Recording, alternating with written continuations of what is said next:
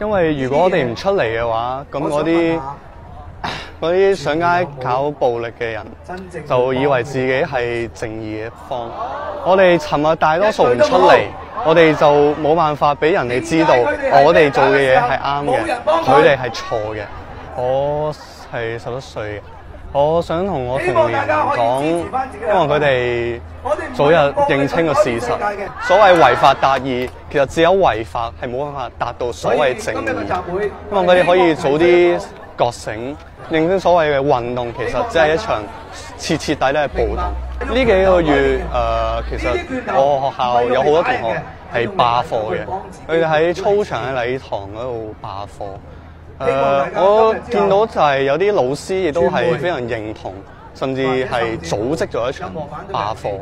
咁我覺得罷課表達意見係可以嘅，但係如果你支持係一啲錯誤嘅違法嘅意見，咁呢個係完全係唔可以。我認為暴力始終唔係一個方法，暴力永遠唔係一個方法。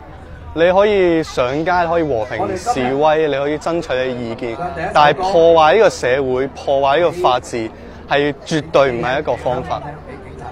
你永遠唔會達到你所謂嘅目的，你達到你嘅訴求，你只會破壞呢個社會，你永遠冇辦法達到所謂嘅公義。我係香港人，我都係中國人。我認為中國人同香港人係一樣嘅，香港係中國不可分割一部分。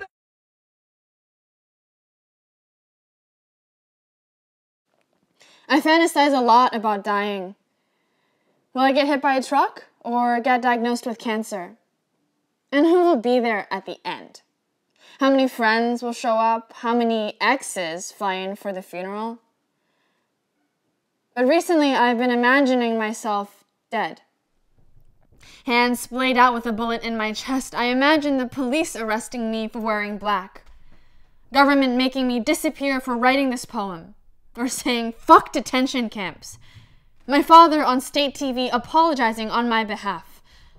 對唔住, he would say, bowing at a 90-degree angle. 我個女知錯㗎啦. I imagine being at the border trying to return to Hong Kong and being told the city no longer exists. Oh, I would say. So I'm dead. I wanted to write a beautiful poem, but another student has died. Another 21-year-old shot for wearing black, another 15-year-old girl's body found at the bottom of the ocean, another campus of students writing their death notes as I speak. Today is the 162nd day Hong Kong fights for its survival, and I want to tell you an accurate story of just facts.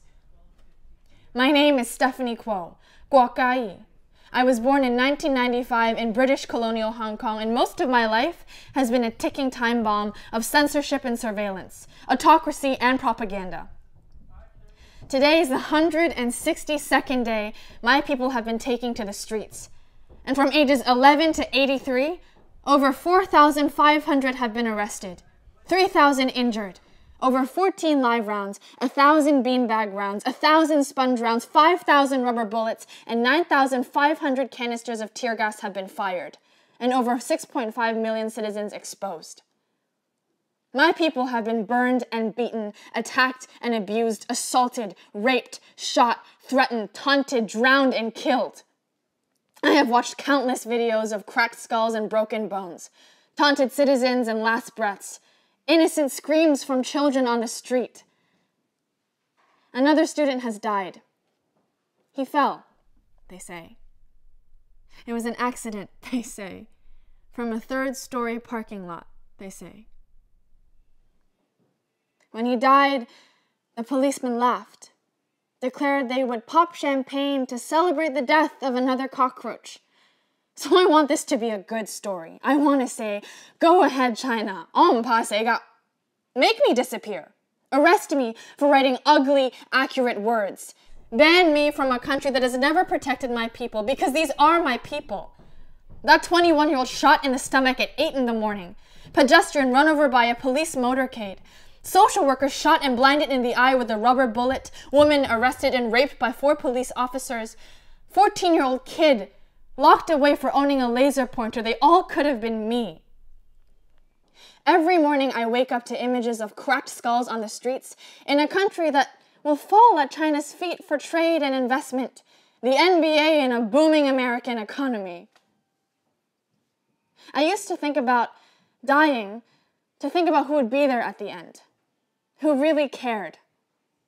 But I've realized that it doesn't matter who comes in the aftermath. This is a country founded on freedom and democracy, voices of the people and the right to vote, so why does it feel like it's laying in bed with a communist regime? It has been 162 days, and no government recognized by the UN, not even the UN itself, has come to support my city. No nation bold enough to forgo Chinese money in exchange for humanity, to stand up for murdered Muslims or the sovereignty of Taiwan, fight to free Tibet or teenagers dying on the streets of Hong Kong. If this is a eulogy, does this mean I belong to America? Does this mean I have to stay here, to call a place that did not save my home, home? My father sits alone in our apartment in Hong Kong. He sends me videos of the violence, articles of attacks. He says he's excited for me to come home this winter. He says, "It's dangerous out there. Don't go out on the streets. You could die." I imagine myself leaving home for the last time. Sometimes it looks like tear gas, like being crushed to the ground by officers and beaten by batons, but most of the time, it looks like being here, in America, taking pictures of sunsets and sipping wine out of a cup made by people trapped in a regime that does not recognize humanity. Another student has died. I know.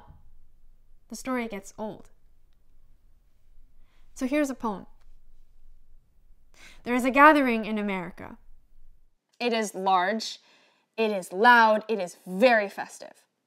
There are 327 million people on their feet, and they all speak Cantonese. They're all chanting, 香港人加油,香港人唔好放棄. It is a celebration and not a funeral, a poem and not a eulogy. It overflows out of America, and nobody's wallet relies on China. They all turn to me, all these Americans, to this dot of an island called Hong Kong, and they say, "We're going to make sure this happens. We are going to make sure you survive." And for a brief moment, doesn't that sound beautiful?